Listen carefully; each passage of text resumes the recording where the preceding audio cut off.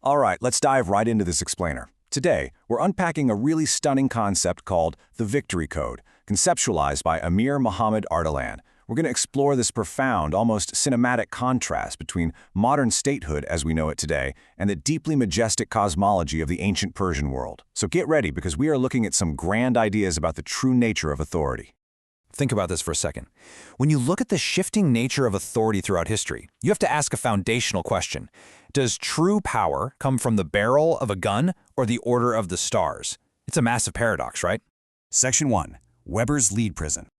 To answer our question, we first need to ground ourselves in modern political philosophy. Max Weber basically trapped the concept of the state in a cold iron cage back in 1919. He defined it exactly like this. A state is defined by successfully upholding a claim to the monopoly of the legitimate use of physical force.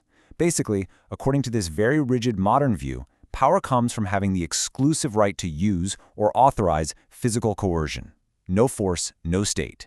But as we'll see in the Persian Code, force without truth is essentially just banditry.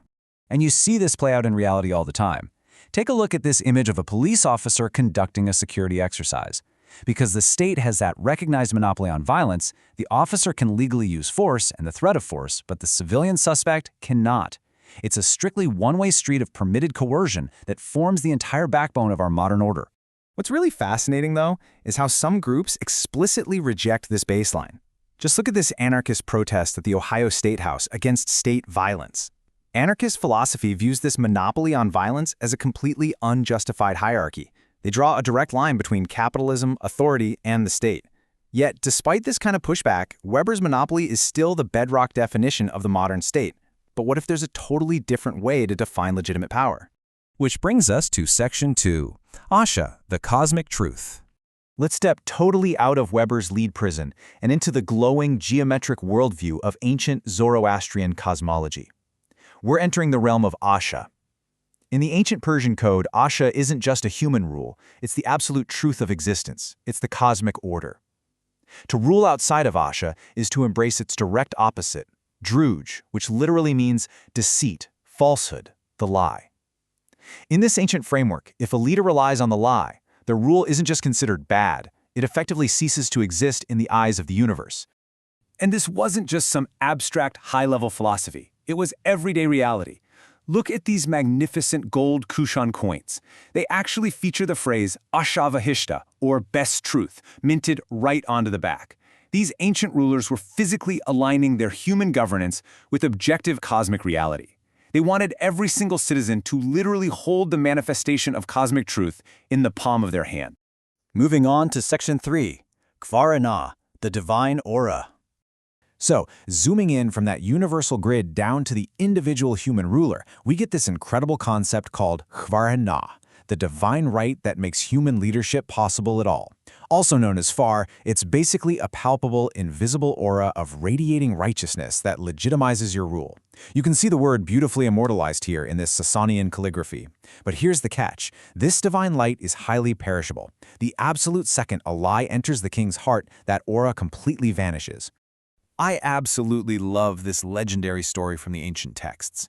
It's about a leader named Ardashir escaping an illegitimate king.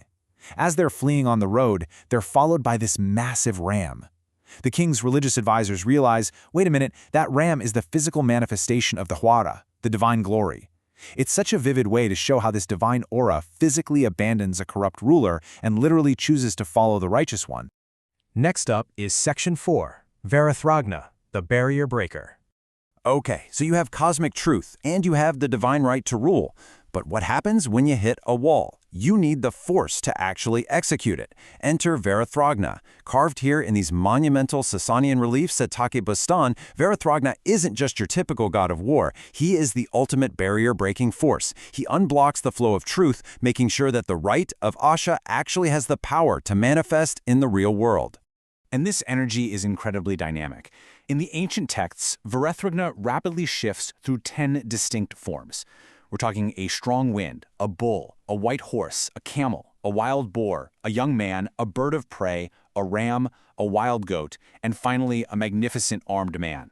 It represents this unstoppable, rapid-fire momentum of victory that just forcefully clears away any obstacles blocking the cosmic order.